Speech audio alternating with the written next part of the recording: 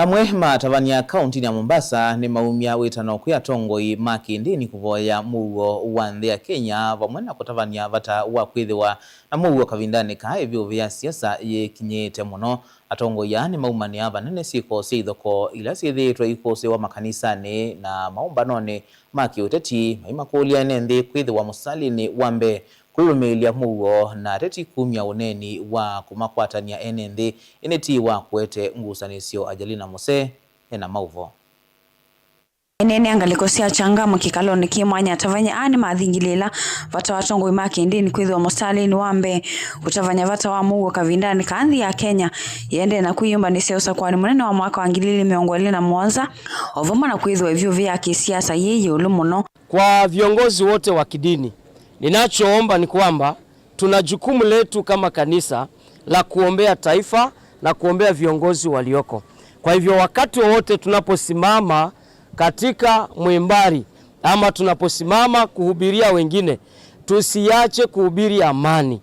Amani ndio itakayotusaidia na amani ndio itakayosaidia nchi ya Kenya na makanisa yetu yatakaa kwa amani. Sisi tunaombea taifa ili likaweze kuwa na amani na utulivu.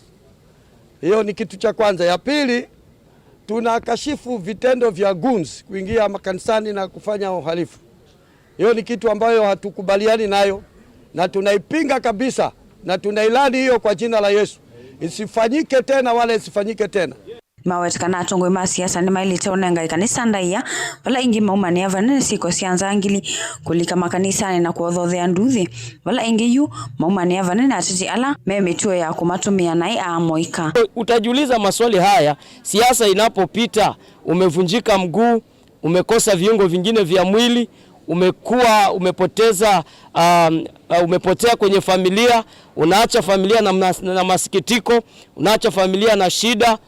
Katika mambo ya siasa, amani inapokuwepo, Mungu ameshapeana viongozi. Kwa hivyo tusipigane kwa sababu ya wanasiasa. Sisi tuko na uchungu kama wazazi ya kuwa watoto wetu wanaumia wakati kunakuwa na maandamano, watu wanaingia makanisani, wanapora vitu, wanaua watu makanisani, huko nje wanaiba hata vyombo vya kanisa, sisi tunabaki kuhangaika.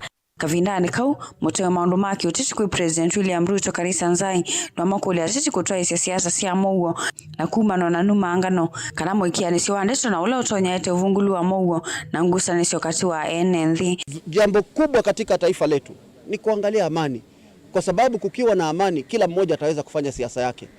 Lakini tukiwa na ile siasa ya hamaki ya kuona kwamba mimi niko bora kumshinda mwingine, taifa hili ni bora kushinda lile lingine, kabila hili ni bora kushinda wale wengine, dini hii ni bora, hii Kenya tutaigawanya vipande na hatutakuwa na Kenya ingine. Hatuna spare ya Kenya.